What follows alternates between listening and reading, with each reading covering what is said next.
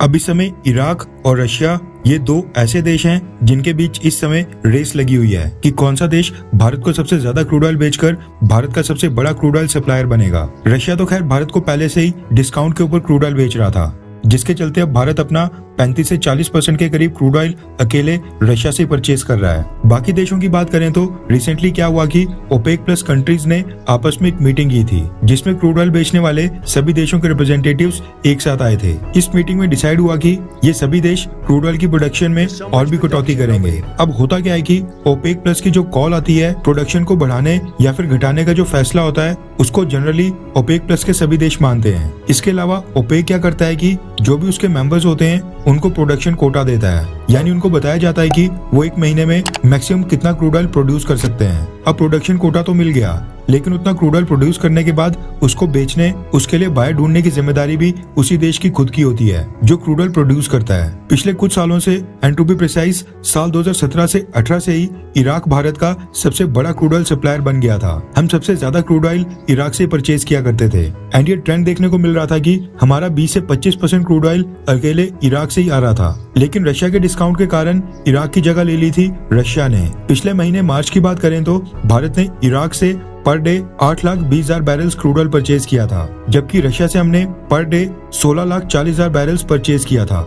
यानी जितनी क्वांटिटी हमने इराक से परचेज की उसके डबल से भी ज्यादा हमने रशिया से परचेज की। इसके अलावा मार्च महीने में भारत ने इराक से ज्यादा सऊदी अरब से क्रूड ऑयल परचेज किया था एंड इराक भारत के टॉप क्रूड ऑयल सप्लायर्स की लिस्ट में नंबर 1 से गिरकर सीधा नंबर 3 की पोजीशन के ऊपर आ गया था। सबसे ज्यादा कटौती भारत ने इराक के क्रूड ऑयल में की थी। अब ऐसे में इराक ने डिसाइड किया है कि वो रशिया की तरह भारत को क्रूड ऑयल के ऊपर ह्यूज डिस्काउंट ऑफर करेगा। रेफरेंस के लिए आपकी स्क्रीन के ऊपर द टाइम्स ऑफ इंडिया के आर्टिकल का स्क्रीनशॉट है। रिपोर्ट के मुताबिक इराक ने भारत के लिए क्रूड ऑयल की कीमत $78.9 पर बैरल से घटाकर $76.1 पर बैरल तक कर दी है। इसी के साथ भारत जो रशिया से क्रूड ऑयल परचेज कर रहा है उसकी कॉस्ट $72 पर बैरल है, यानी अब रशिया और इराक के क्रूड ऑयल में केवल $4 पर बैरल का ही फर्क है। अब ऑब्वियस ही बात है कि रशिया जितना डिस्काउंट भारत को दे रहा है इराक तो उतना दे नहीं सकेगा, लेकिन इराक ने भारत के लिए अपने क्रूड ऑयल का प्राइस मिडिल ईस्ट के बाकी सभी देशों से बहुत ही ज्यादा कम कर दिया है। बाकी ओपेक देश भारत को मार्केट प्राइस के ऊपर क्रूड ऑयल सप्लाई कर रहे हैं जो कि 87 से $88 पर बैरल तक है। ऐसे में